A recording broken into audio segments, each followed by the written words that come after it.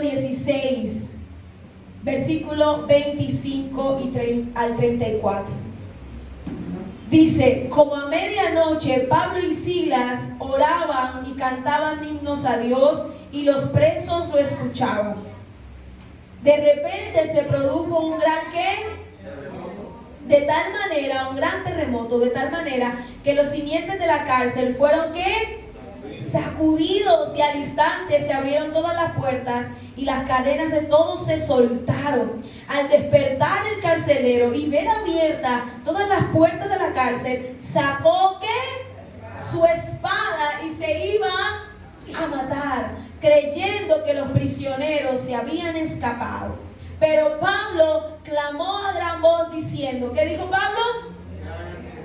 No te hagas ningún mal, pues todos estamos aquí. Entonces él pidió luz y se precipitó adentro, y temblando se postró ante Pablo y Silas. Y después de sacarlos, dijo, esta es la pregunta más importante de todo ser humano, hermanos. Miren lo que dice: señores, ¿qué debo hacer para ser salvos? Para ser salvo. Entonces, ¿verdad? ¿Qué respondió Pablo? ¿Qué respondió Pablo y Silas?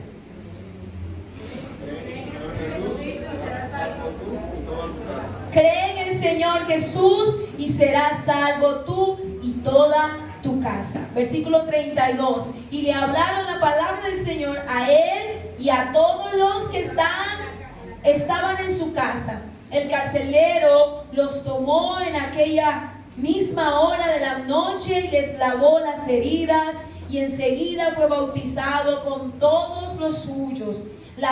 Llevándolos a su hogar, les dio de comer, y se regocijó grandemente por haber creído en Dios con todos los suyos.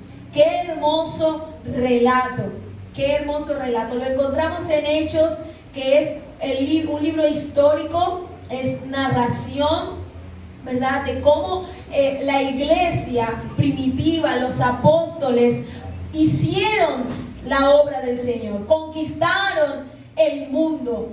Es maravilloso porque nos llena de fe, nos llena de esperanza y nos aclara cuál es nuestro papel en la gran comisión. Nos aclara cuál es nuestro papel en el plan conquista de Dios hacia el mundo, ¿sí? Y el libro de Hechos es la unión entre los evangelios y las cartas, ¿verdad? Y entonces es un libro narrativo, es un libro que nos dice, ¿verdad?, cómo se expandió. Dice la palabra en Hechos 1:6, dice que ellos le estaban preguntando a Jesús, ¿y cuándo vas a restaurar el reino? Y Jesús le dice, ustedes no se preocupen por eso, no les corresponde a ustedes saber ese tipo de cosas políticas, y ustedes tienen otra perspectiva, aún no comprenden de qué se trata el reino completamente, aún no lo entienden completamente, pero no se preocupen, va a venir el Espíritu Santo sobre ustedes y les va a explicar todas las cosas. Ya se lo había dicho, lo dice Juan, pero aquí específicamente él le dice que recibirían poder, recibirían dunamis, recibirían el poder, la capacidad a través de la persona del Espíritu Santo. ¿Cuántos alaban al Señor?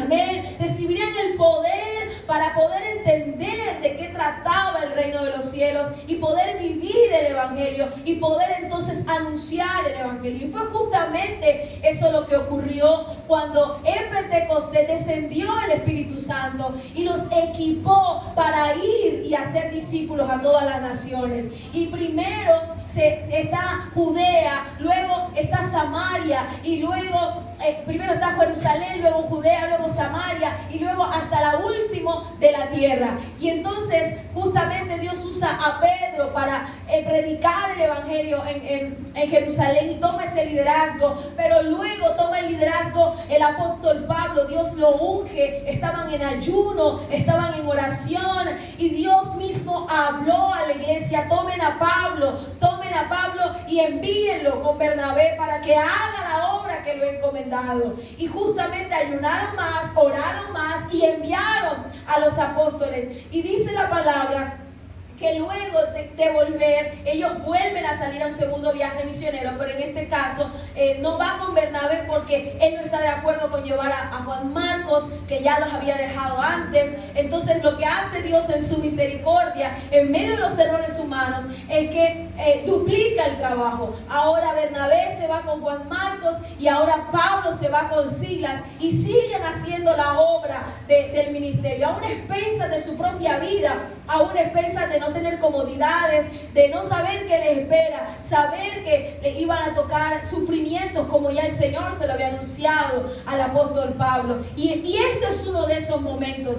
Dios les muestra que vayan a Macedonia. Ellos llegan allá obedientemente, llegan a ese lugar, se convierte Lidia, se convierte...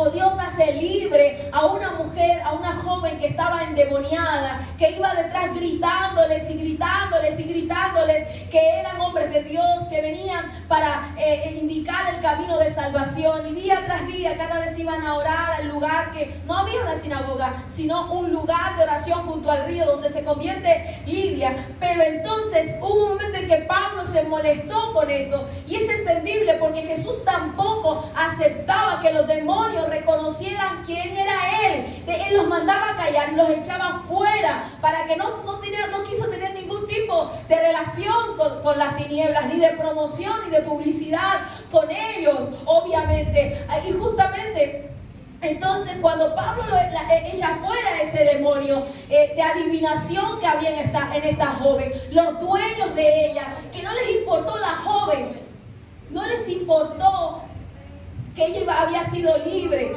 lo que les importaba era que habían perdido eso, las ganancias económicas. ¿Cuántos están aquí?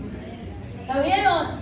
Ese fue el problema. Ahora se nos acabó el negocio, ¿sí? Y entonces levantaron un montón de personas y llevan a Pablo y a Silas y los quitan la ropa, los humillan de tal manera que los desnudan, los golpean, le dan esos latigazos, su carne está herida, llenos de sangre, los meten violentamente a lo más profundo del calabozo. Pero ahí a medianoche ellos empezaron a quejarse.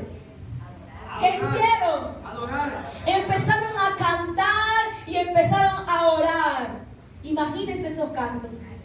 Imagínense esa oración. No era una oración y un canto cualquiera. Era la misma predicación del Evangelio. Cantada, orada. Y los presos los oían. Y en ese momento hubo un gran ¿qué? Terremoto. Esto es un milagro, obviamente, porque no hubo algo sísmico ni nada de esto. Fue Dios el que abrió las cárceles, fue Dios el que rompió las cadenas. Y en ese momento el carcelero, al ver esto, él lo único que se le ocurrió era lo que él ya sabía. ¿Quién era el carcelero? El carcelero, la Biblia no dice el nombre, Lucas no nos dice quién es. Quizás, no sé, puedo yo pensar que para proteger su identidad, quizás, porque lo importante tampoco nunca ha sido los nombres, sino lo que Dios hace. Pero el punto aquí es que no era cualquiera el carcelero. Aunque no sabemos su nombre, entendemos cuál podría ser su identidad. Era un soldado romano veterano. Los carceleros en esa época eran hombres de guerra que habían peleado batallas y que habían conocido y sido experimentados, que eran expertos en la guerra. Así que este carcelero sabía lo que le pasaría si uno solo de los presos se fuera, huyera. Él tenía con su vida que pagar la misma condena de aquel preso que había huido. Y si se habían ido todos. Así que él dijo, yo prefiero suicidarme antes de que los romanos me torturen. Porque no va a ser uno, se fueron todos. Y entonces él prefiere también por su tema de disciplina, de ser un patriota. Él dice, no, yo mejor, yo estoy condenado ya. Yo estoy condenado. Así que él decide matarse. Pero Pablo le grita y le dice, no te hagas daño, aquí estamos todos. Y él, claro, si ya estaba asustado, ahora todavía quedó más impresionado. Dice que temblaba, dice que lo sacó, dice que Dios mío, y aquel que quizás escuchó los cantos por allá, y aquel que quizás escuchó el testimonio de por qué fue que lo metieron preso a estos dos, y era porque una mujer adivina decía que ellos eran los mensajeros de Dios. Ahora empezó a entender todo lo que no había entendido, y empezó a entender por qué él se sentía y experimentaba lo que estaba experimentando durante toda su vida, y dijo: wow, esto no es más que Dios que quiere salvarme. Hizo la pregunta correcta: ¿qué debo hacer para ser salvo? A su nombre. El carcelero era libre, pero se dio cuenta que él era el preso. ¿Cuántos están aquí? Se dio cuenta que él era el que estaba preso por su condición de pecado, por la esclavitud del pecado. ¿Cuántos están aquí? Y el carcelero, que era libre, se dio cuenta de su condena, de que él era el que estaba bajo cárcel y bajo una condena. Y además también se dio cuenta que ahora él era el que iba a estar preso, pero preso de Cristo. ¿Cuántos alaban al Señor? Dale ese fuerte aplauso a Dios. Que ahora le pertenecía a un único Dios y Rey y Señor. Y entonces este carcelero pregunta: ¿qué debo hacer para ser salvo? ¿Por qué les digo que es la pregunta más importante? ¿Qué debo hacer para ser salvo? Es la pregunta más importante, hermanos, porque, escuche esto, depende nuestro estado, nuestra alma depende de esa pregunta. Nosotros debemos reconocer nuestra necesidad de Dios, reconocer la realidad del pecado que hay en el ser humano, que nosotros lo sabemos, porque nosotros usamos frases así como que, bueno, usted sabe, nadie es perfecto. ¿Cuánto decimos eso? Todo el mundo se equivoca. Sí, todo el mundo se equivoca. ¿Cuántos están aquí? Pero ese sentido de esa frase es para justificar que ya la embarramos, ¿verdad? Para decir, bueno, perdónamela, déjamela pasar. O sea que todos los seres humanos, como dice Romanos, sabemos y tenemos la conciencia de, por eso Dios nos las dio, de que somos pecadores.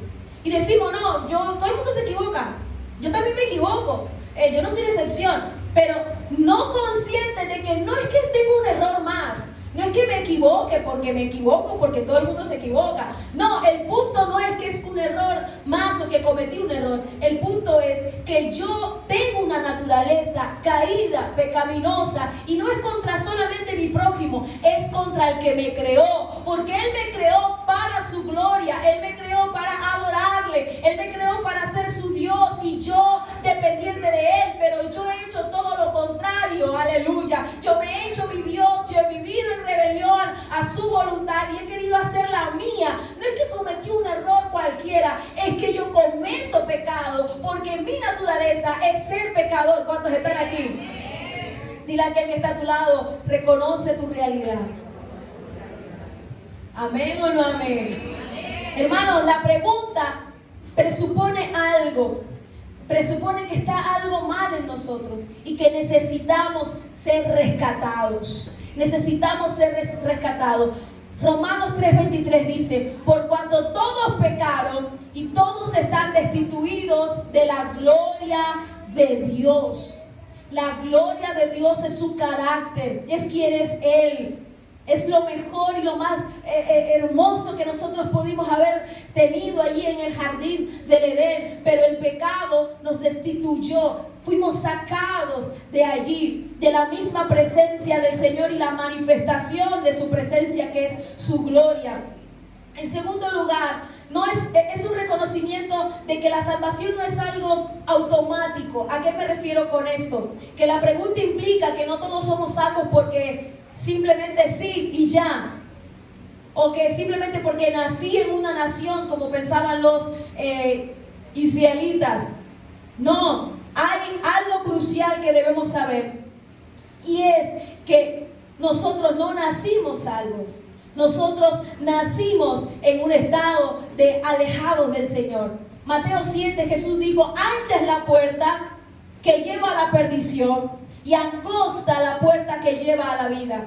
Entonces la pregunta implica que no todos estamos salvos, que hay algo que debe acontecer en nuestra alma, en nuestro corazón para ser salvos. ¿Cuántos están aquí?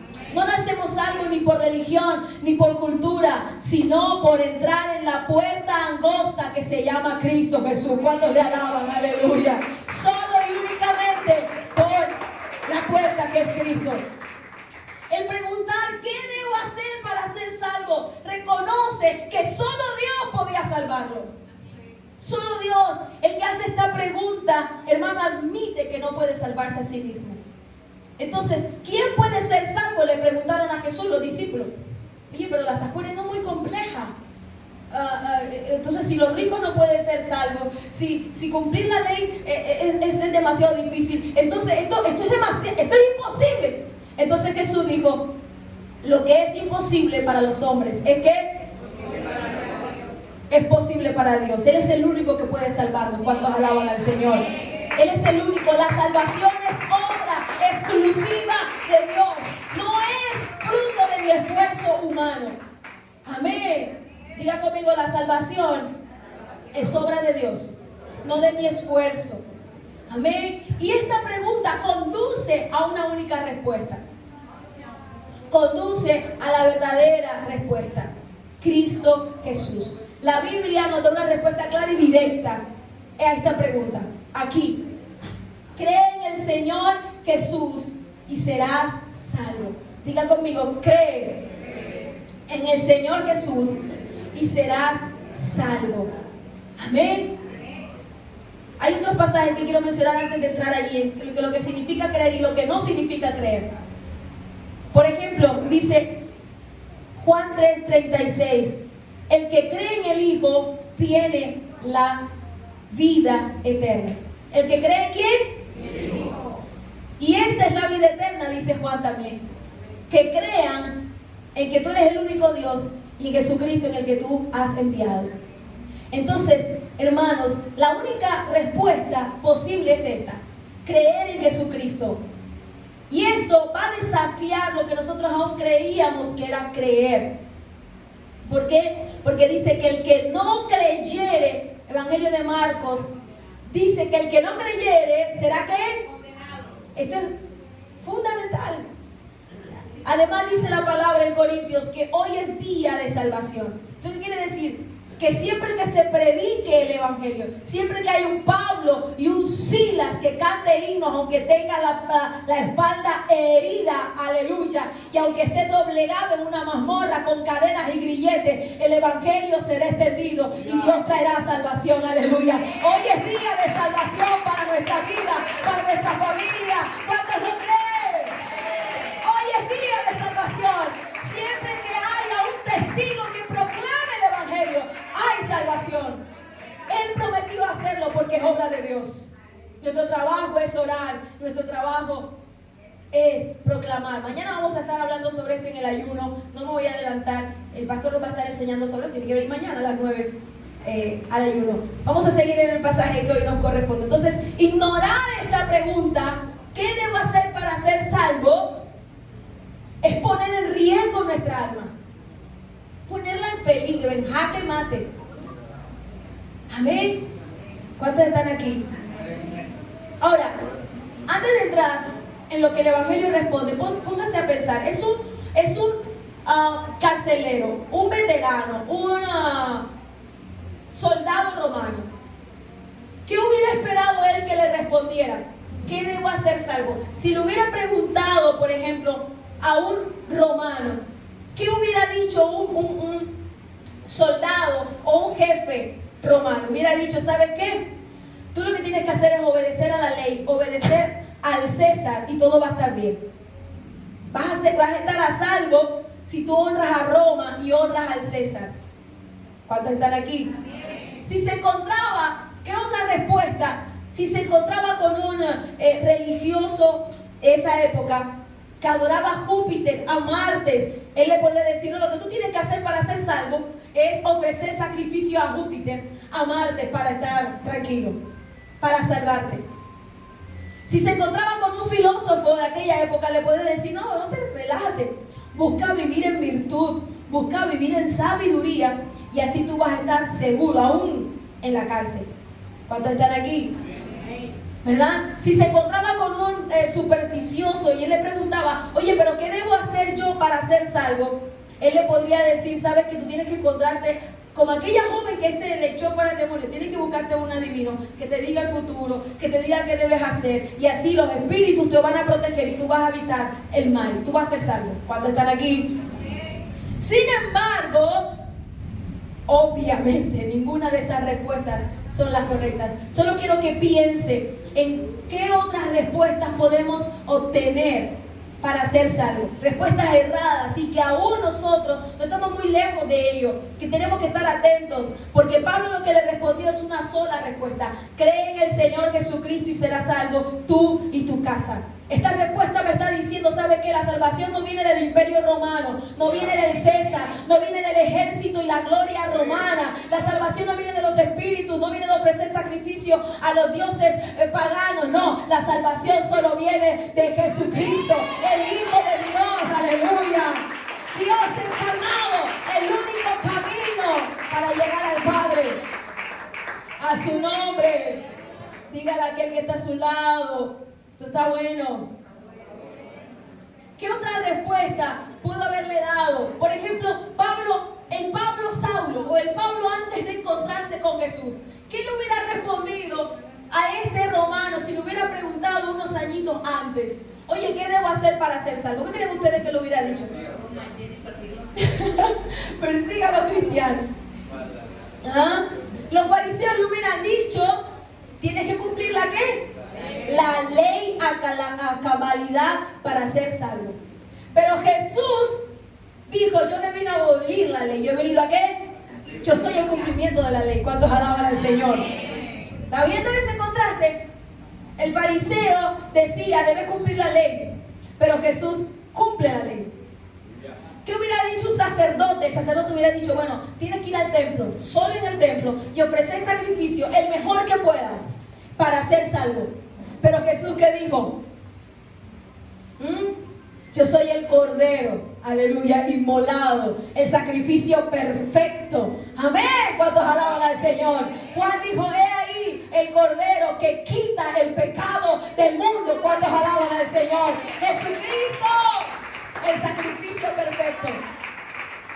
Si hubiera ido a preguntar al carcelero a un celote, los celotes serán un grupo político celoso de la ley judía, celoso de su pueblo, que creían que Dios enviaría al Mesías, pero a un hombre con espada, con un ejército, para, hermanos, vencer a Roma. Así que el celote hubiera dicho: la salvación viene como liberación nacional, viene como un ejército para libertarnos de los romanos. Pero Jesús no trajo un reino terrenal, trajo un reino eterno. ¿Cuántos alaban a Dios? Aleluya. Jesús es el cumplimiento de ese reino eterno, mesiánico, no político, no terrenal, sino espiritual y eterno. ¿Cuántos alaban a Dios? Él se lo merece, hermano, porque esa es la buena noticia que anuncia el Evangelio. ¿Qué debo hacer para ser salvo? Le hubieran preguntado también a los profetas, por ejemplo. Si hubiera sido el último profeta, que fue el que preparó el camino del Señor, ¿quién fue él? Juan fue el que más se acercó, obviamente, porque Dios le dio esa capacidad, Dios lo eligió. Entonces, ya ahí hay un acercamiento. ¿Qué debo hacer, Juan el Bautista, tú como profeta, para ser salvo? Entonces él ya iría señalando arrepentimiento. Deben arrepentirse, porque el Mesías viene ya. ¿Cuántos alaban al Señor? El Mesías viene, y viene para cumplir. Pero ahora nosotros ya en Cristo podemos decir: el Mesías ya vino y ya cumplió. Alguien está aquí, aleluya. ¿Cuántos alaban al Señor? Cree en el Señor Jesús y serás salvo. Amén.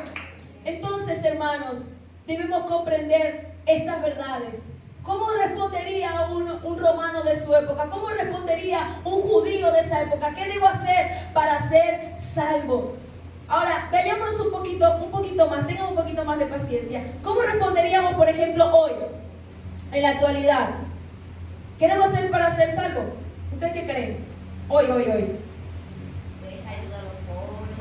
Ajá, ves a obras sociales. Pórtate bien. Hay muchos ayunos y mejor dicho. Yo tengo algunas opciones aquí, quizás. Por ejemplo, podríamos responder a través del racionalismo, alguien podría al humanismo. No necesitas ser salvo. Tú eres básicamente bueno. Solo mejora un poquito más tu vida como persona. ¿Ah? Haz el bien, sé honesto, ayuda a los demás, no necesitas religión para ser salvo. ¿Cuántos están aquí? ¿Cuántos han escuchado eso en nuestra actualidad? ¿Por qué? Porque se racionaliza, ¿verdad? Desde una forma negativa, porque no quiere decir que nosotros no podamos usar el intelecto para conocer a Dios, no necesitamos, pero no sometido a Dios, sino sometido a mí mismo, a lo que yo soy el centro. Entonces niega el pecado y la necesidad de una redención. ¿Cuántos están aquí? Otra respuesta, ¿qué debo hacer para ser salvo? Le preguntas a alguien así que dice que es espiritual y entonces te podría decir, mira, la salvación es un despertar de tu ser interior, en el que tú te conectas con el universo, en el que yo te estoy tratando de que tú pienses, porque vas a evangelizar. ¿Cuántos van a evangelizar a su familia? Vas a evangelizar a vecinos, vas a evangelizar a familiares, y esta es la forma como el mundo piensa que puede ser salvo. Algunos se llenan de lógica, otros dicen que son espirituales y dicen que no necesitan ser salvos a través de ningún mediador, sino que tú mismo en tu interior puedes encontrar la paz interior, ¿verdad?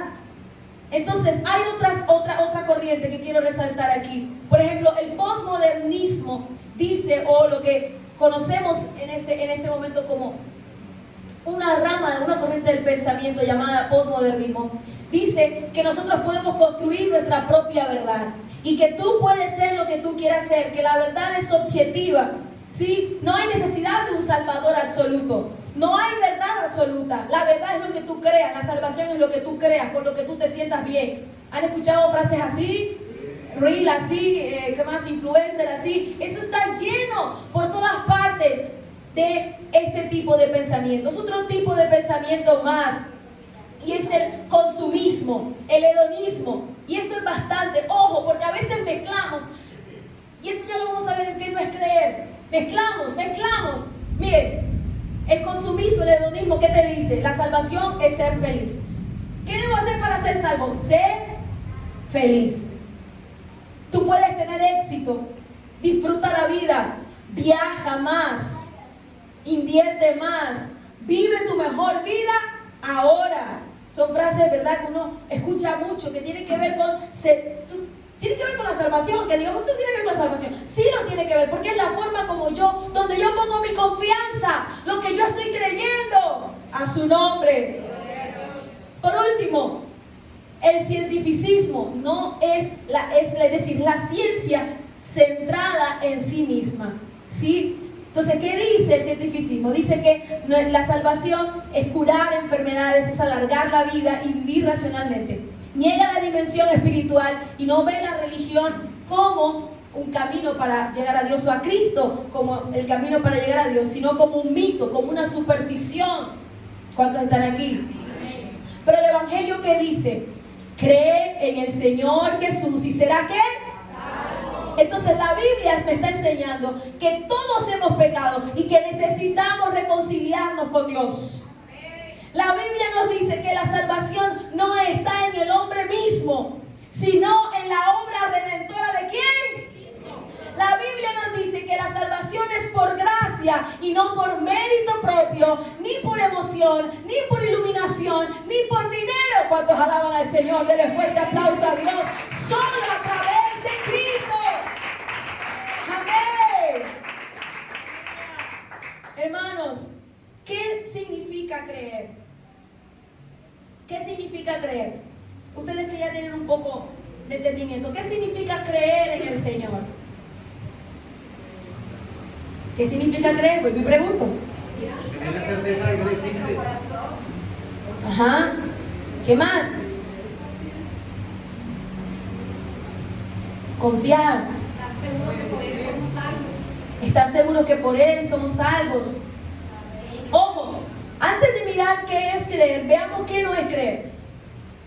Algunos de nosotros pensamos que, y a veces presentamos a Jesús así, pensamos que creer, o a veces lo hemos entendido así, es meramente aceptar la existencia de Dios. Y bueno, a veces decimos, bueno, debes aceptar. Pero, ojo, es todavía más desafiante, de hecho, el creer.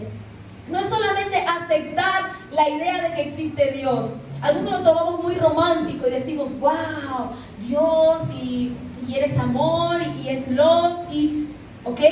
Y algunos lo tomamos más lógico y decimos, no, yo sé que Dios existe porque los átomos, porque las ecuaciones, porque cómo el mundo fue creado. Y no es que esto sea malo, pero no es suficiente para ser salvo. Hay personas que pueden estar convencidas lógicamente de que tiene que haber un Dios allá en los cielos y tiene que existir un ser superior porque la naturaleza me lo dice, pero no es suficiente. Eso se le llama la revelación la revelación natural, o sea, la naturaleza, el cuerpo, la biología nos dice que tiene que haber un ser superior, pero no es suficiente con tener esa información. Hay personas que pudieron haber crecido desde niños, que le predicaron la palabra y decir, ay, es que Dios es amor, Dios murió, entregó a su hijo, y tiene una idea romántica de Dios. Y tú le preguntas, ¿tú eres salvo? Sí, yo soy salvo. ¿Cristo viene ahora y te vas para el cielo? Sí, alguien está aquí. Por eso vamos a ver qué es creer, porque el Señor quiere que su iglesia comprenda que el evangelio es serio. ¿Cuántos están aquí? Dile a aquel que está a tu lado, estamos en plan conquista, pero tú primero tienes que ser conquistado. ¿Cuántos están aquí? Sacúdalo y dígale, sacúdalo y dile, no te duermas. Dios está actuando. Dios ya empezó a obrar en este lugar. ¿Cuántos alaban al Señor? Ya Dios empezó a obrar en estos corazones. Ya Dios empezó a obrar en nuestra familia. Dile a alguien, no te duermas. Alguien alaba al Señor aquí, aleluya. Ya Dios empezó a moverse, a hacer su buena obra en este lugar, aleluya. Pero Él quiere que tú y yo entendamos la obra que Él está haciendo. Cómo es que Él trabaja y el poder que Dios le ha dado a su iglesia, que no es cualquiera, a su nombre. Él nos llamó a ser testigos de esta verdad. Un testigo es el que ve, es el que oye, es el que vive. Un testigo, pero no es más que nuestro testimonio. Sí, nuestro testimonio acompaña el testimonio de Cristo y es una evidencia. Y claro, pero no se trata del testimonio de nosotros. Creer va más allá de solamente aceptar una información o vivir un cambio de conducta externa. Escucha esto, es más que nuestro testimonio de personal. Creer, hermanos amados, es más que esto. ¿Cuántos alaban al Señor? Ojo, creer es más que la mera aceptación de una idea romántica de Dios. Creer, ojo, es más que decir yo creo en Jesús, pero también hay algo más. Es decir, es Jesús, pero también adopto otras cosas a mi vida, otros medios, y le tengo que añadir esto, obras, le tengo que añadir sueños, metas, ese Dios que yo puedo crear con mi imaginación y que yo puedo moldear a mi acomodo, que tiene que cumplir todos mis sueños y metas y mis planes. Escuche esto, creer, aleluya, escuche esto, se centra no en lo que yo pienso, en lo que yo quiero. Creer se centra exclusivamente en Jesucristo. No soy yo el centro, es Jesús el centro, aleluya. Es Él el que me ha salvado. Mi confianza entonces está solamente en Él. ¿Cuántos alaban a Dios? Aleluya, denle ese fuerte aplauso a Dios. Entonces, creer es que ya ahora en Jesús, ojo, no solamente es creer, porque creer solamente no va a salvar. Yo puedo creer muchas cosas, como ya lo dijimos anteriormente. No es creer solo, es creer en el Señor Jesús. ¿Cuántos están aquí? Complételo, mire, usted lo va a dividir así. Creer en el Señor Jesús y serás salvo. Y luego vamos a ver esto, toda tu casa. ¿Ya vieron cómo está dividido? Creer en el Señor Jesús, luego serás salvo y luego toda tu familia. ¿Están ahí conmigo? Entonces, Jesús entonces es el centro. ¿Quién es el centro de la salvación? Jesús. No es el Dios que yo amoldo a mi manera, no es el Dios que yo escucho todo lo que está a mi alrededor y yo veo cómo lo acomodo. No es Dios y algo más o Jesús y algo más, es completamente Jesús. Porque ya vimos que es el único mediador entre Dios y el hombre. Entonces, lo que esto significa, pongámoslo allí en la escena, es un carcelero. Él sabe lo que es estar bajo autoridad. Él ha vivido no sé cuántas guerras, usted imagíneselo, no sé cuántas veces ha dependido de su espada, cuántas veces ha dependido su vida para defender su vida, la vida de sus compañeros, la vida de su ejército, del César. Él ha vivido una vida de guerra, de autosuficiencia. Ahora a él se le está diciendo, cree en el Señor Jesús. Él conocía todas esas formas de pensamiento que habían a su alrededor, pero ahora Pablo y Silas le están diciendo, cree en el Señor Jesús. Lo que le están diciendo es, ríndete, no ante el César, sino que te vas a rendir ante un Señor mayor, aleluya. Le están diciendo, tú tienes que creer. Lo que significa es que tú reconozcas que Jesucristo es mayor que el César, mayor que la espada que porta, mayor que el uniforme que portas, aleluya, mayor que las glorias y las batallas y las victorias que has ganado. Jesucristo es el Señor. Alguien alaba al Señor. Creer es rendirse por completo al gobierno, a la soberanía de Dios. Amén. Creer, hermanos, es rendición. ¿Qué es creer? Es ríndete. Estabas en guerra con Dios. Vivías una vida contraria a Dios. Carcelero, ahora debes rendirte. Rendirte al único Rey y Señor. Y entonces, ese creer que implica rendición, implica una convicción de pecado. Implica una convicción de que yo vivía una vida en contra de Dios. Pero el resultado de que él le ha predicado y ha escuchado el Evangelio. De hecho, esto no queda ahí. Esto es un resumen. Pero ahora el versículo siguiente nos dice que él va a su casa y le amplía esta verdad. Él no solamente le dice esto. En el versículo 32 dice, y le hablaron la palabra del Señor a él y todos los que estaban en casa. Tú dirás, ¿pero qué le dijo? Bueno, vamos a irnos a la carta de Romanos, que está todo, ya no es un resumen, sino bien ampliado. La condición del hombre, su necesidad de Dios. No podía ser salvo hasta que Dios mismo fue el que tomó la iniciativa de hacerlo salvo. Dios fue el que tomó la iniciativa de irrumpir en la historia con su Hijo. Y no lo está diciendo cualquiera, lo está diciendo Pablo, que pudo haberle dicho, cumple la ley. Pero él sabe lo que es esto. Porque a él se le apareció el Señor cuando iba justo a encarcelar a los cristianos. Él sabe de qué le está hablando, porque es Pablo. Pablo, el que había encarcelado a cristianos y llevaba cartas para seguir haciéndolo en Damasco. ¿Cuántos están aquí? Pablo, el que se le aparece Jesús y lo deja ciego. Y le dice, yo soy Jesús al que tú persigues. 3 veces cuenta Lucas la conversión de Pablo. La cuenta primero como una narración, como algo que está aconteciendo en la historia, en el capítulo 9. Luego 2 veces más las cuenta Lucas en la voz ya del mismo Pablo. Es importante, hermanos, este momento en el que tú y yo creemos en el Señor Jesús. Porque fue en ese momento en el que Pablo entendió quién era Jesús. Y la única manera que tú y yo podamos estar dispuestos a entregar nuestra vida, tanto como lo hizo el apóstol Pedro, Pablo y toda la iglesia primitiva y toda la historia, es que tú conozcas quién es Jesús. Y a veces hacemos mucho énfasis en la decisión que la persona tiene que tomar. Y claro que cada uno tiene que decidir. Pero hagamos más énfasis en quién es el Señor Jesús. Hagamos más énfasis en la obra que Él ha hecho. Por eso ahora, más adelante, en las próximas semanas, vamos a entrar en qué ha hecho Cristo. Porque, hermano, cuando el Espíritu Santo de Dios te lleva a oír lo que Jesús ha hecho, ¿quién es Él? Hermano, si el Espíritu Santo de Dios abre tu corazón, tú vas a amar a Cristo y te vas a rendir ante Él y no vas a resistir, aleluya, el amor tan grande con el que Él nos ha amado. A su nombre. ¿Por qué? Porque vemos Dios, que Dios odia el pecado, pero que en su amor Él entregó a su Hijo. En Jesús se une armoniosamente todos los atributos de Dios.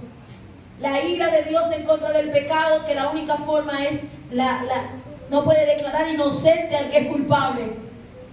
Si tú y yo pasáramos por una esquina y viéramos a un señor maltratando a una mujer, ¿qué haríamos?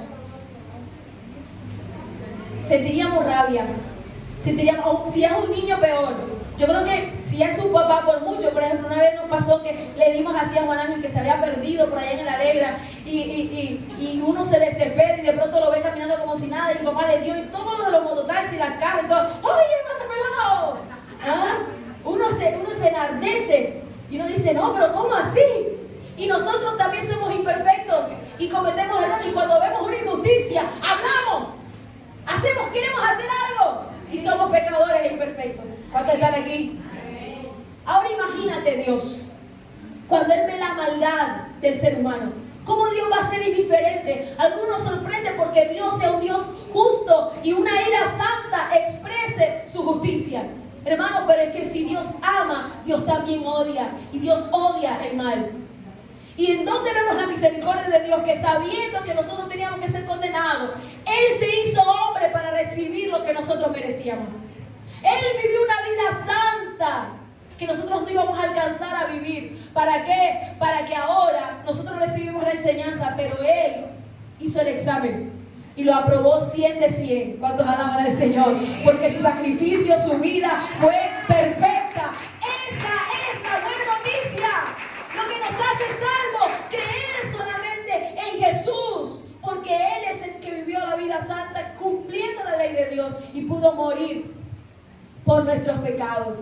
Hermanos, necesitamos ser conscientes de quién es Dios, de su justicia, de su santidad y de su amor. Y eso es creer. No puedo creer a ciegas porque me invitaron, porque me dijeron. Dios quiere que tú lo conozcas personalmente. Creer es rendirme porque implica una relación personal. No es el Dios de mi papá, de mi mamá, de mi tío, de mi abuelo, de mi pastor, de mi líder, el que me predicó. Es el Dios que quiere ser tu Dios y tu Señor, tu dueño, y tener una relación con Él personalmente. Hechos dice 4:12, en ningún otro hay salvación, porque no hay otro nombre bajo el cielo dado a los hombres en el que podamos ser salvos. Jesús dijo, todo el que mi Padre me da vendrá a mí, y el que a mí viene no le echo fuera. Gloria a Dios, no le echo fuera. Y Pablo también dice a los romanos, porque todo aquel que invocare el nombre del Señor será salvo. Todo aquel que invocare el nombre del Señor. Y no solo es repetir una oración un día y ya, es vivir creyendo continuamente. Ahora, ¿qué quiere decir que tu casa? Ahora hablamos de eso en Cerca de la Evidencia. Dame 5 minutos más, que son 5, de verdad. Miren, ¿qué quiere decir esto? Toda tu casa, 5 de verdad, 5 de verdad. Toda tu casa. ¿Qué quiere decir esto? Algunos lo tomamos de que es automático, que ahora que yo estoy en Cristo, toda mi familia, y reclamamos y peleamos y nos entristecemos. Ojo con eso. Mire, su familia, ya lo vimos ahorita, oyó igual que el carcelero la palabra. No solamente oyó el carcelero y él dijo, yo creo, y ya en ese mismo... No, porque la salvación es individual y cada persona debe oír el Evangelio y debe responder al Evangelio. ¿Cuántos están aquí? Entonces no lo puedo tomar como una promesa, porque esto es un hecho histórico que aconteció directamente al carcelero, y la palabra fue al carcelero. Aquí nos está diciendo para todo cristiano, así como pasó automáticamente en el carcelero, va a pasar con todo el mundo, porque hermano, somos testigos que no es así. ¿Cuántos están aquí? ¿Cierto que sí? Muchos de nosotros hemos creído, pero nuestra familia no ha creído. Entonces me voy a desanimar, me voy a entristecer. No, tengo que llenarme de la fe, la esperanza, la certeza, la convicción de decir, el Evangelio es poderoso para salvar a todo aquel que cree en Jesucristo. Por lo tanto voy a orar, por lo tanto voy a ayunar, por lo tanto voy a proclamar, voy a vivir el Evangelio y voy a proclamarlo, porque no hay evangelio. Amén. Nosotros somos los que hacemos esa distinción. Lo que pasa es que yo voy a vivir y luego voy a... No. Para Dios es exactamente lo mismo. El que vive proclama y el que proclama vive. ¿Cuántos alaban a Dios? Hermano, algunos dicen, yo nada más tengo que vivir la palabra y no tengo que decir sin palabra. Tiene que decir, porque entonces algunos van a pensar que tú te comportas como te comportas porque tienes otro tipo de ideales o crees otras cosas. Necesitas anunciar que tu Rey y tu Señor se llama Jesucristo. ¿Alguien está aquí? Y es inevitable que el que tiene a Cristo como Señor no se refleje en su vida. Entonces el que proclama, vive, y el que vive y proclama, eso no se puede separar. ¿Cuántos están aquí? Entonces, hermanos, más allá de tomarlo como una promesa que yo tengo que reclamar o llenarnos de frustración, nosotros debemos entender cómo obra el Evangelio. Cristo debe ser presentado a cada familiar. Mi familia necesita escuchar el Evangelio. Mi familia necesita escuchar la palabra de Dios. Necesito orar por ellos. Ese trabajo me corresponde a mí. Es Dios el que los salva, porque es obra de Dios, pero mi trabajo es moverme para que Dios se mueva. Cuando alaban al Señor, es hacer la obra que Él me ha encomendado, conquistar a mi casa a su nombre. Hermanos, ellos enseguida, el carcelero, versículo 33, los tomó y a esa misma hora le lavó las heridas y enseguida se bautizó con todos los suyos. Y llevándolos a su hogar, le dio de comer y se regocijó grandemente por haber creído en Dios con todos los suyos. Eso quiere decir que ahí están todas las evidencias de alguien que ha creído en el Señor y que ha sido salvo. ¿Cuáles son las evidencias? Número 1, se bautizó. ¿Por qué? Porque el bautismo representa, ¿qué representa?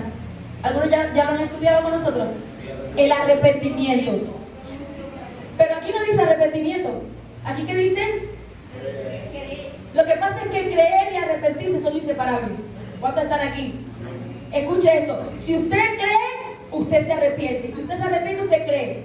Porque son dones del Espíritu Santo que Dios obra cuando ¿qué? Oímos el Evangelio. ¿Cuándo qué? Oímos el Evangelio. Cuando se nos predica. Por eso Pablo dice, ¿cómo creerán si nadie les predica? ¿Alguien está aquí? La fe viene por el oír. ¿El oír qué? La palabra de Dios. Entonces, lo que pasa es que el creer y el arrepentimiento son el mismo aspecto de la conversión, de la transformación interna del corazón. Escuche esto. El creer vendría a ser un aspecto positivo y el arrepentimiento vendría a ser un aspecto negativo. ¿En qué sentido? Que el aspecto negativo es porque el arrepentimiento es reconocimiento de que he pecado. El arrepentimiento implica dolor, implica renunciar a lo viejo. Si tienes, por eso les digo que es lo mismo. Si ven, hay aspectos de creer que tienen el mismo efecto de nosotros. Dejar lo viejo, elegir solo a Cristo sobre todas las cosas. Entonces, pero se dice en la palabra del Señor, el momento usted va a escuchar que se demanda que nos arrepintamos. Y no habla de creer, pero hay otros momentos en que la Biblia dice creer y no habla de arrepentimiento. ¿Por qué lo incluye? ¿Cuántos están aquí? Y hablamos de creer como un aspecto positivo porque es depositar nuestra confianza exclusivamente en Cristo. Si tú le dices sí Señor, sí Señor, le estás diciendo al resto no Señor, no. ¿Alguien está aquí? Algunos pensamos que puedo decirle sí a Cristo y sí al resto, sí al mundo. No Señor. Dile a aquel que está a tu lado, sí a Cristo o nada. Amén. Entonces el bautismo fue una evidencia de que él había nacido de nuevo, que él se había convertido, que se había arrepentido y había creído. Porque cuando entramos en las aguas nos identificamos con Cristo, de que ahora hemos muerto para el mundo, hemos muerto para nosotros mismos, para el pecado, y hemos resucitado juntamente con Cristo. Hemos salido de las aguas y ahora ya no vivo yo, sino que Cristo vive en mí, que he sido salvo. El bautismo en sí no salva, es una evidencia de que ha sido salvo. Él se bautiza por eso. Hermano, en una noche le hizo un intensivo del Evangelio. Vive el Evangelio 52 días y todavía un poco que están dudando. ¿Alguien está aquí? Dígale que está a su lado, no dude tanto. Ya está bueno. Dígaselo, que él no se va a molestar, sabe que con amor y yo estoy orando por él, por ella. Dígale, ya está bueno. El Señor te está preparando. Dígale, el Señor te está preparando. Y llegó el momento. ¿Alguien está aquí? A su nombre. Hermano, llegó el momento. El que nosotros le demos a Dios el 100%. Porque Él no acepta menos. Él lo entregó todo. Y Él quiere que tú y yo entendamos que nuestro mejor bien está en Él. Nuestro mejor bien es Él. Y fuera de Él no tenemos nada. Por eso al final, ellos terminaron con un gozo, con una alegría. Es más, hermano, hay cosas en nuestra vida que uno se siente como vacío, como que voy a hacer, como todavía. Pero ¿sabe por qué? Porque todavía a nosotros nos falta creer. Nos falta todavía creer, nos falta todavía que el Señor obre en nuestros corazones y que nos rindamos. Esa pelea tengo que perderla con Dios, aleluya. Tengo que perderla con Dios porque una vez yo pierda con Él voy a ganar todo. ¿Cuántos alaban al Señor? Denle ese fuerte aplauso a Dios. Y ellos terminaron con gozo, con una alegría que no depende de las circunstancias, sino de Dios que nos salva. Levántate ahí de tu puesto.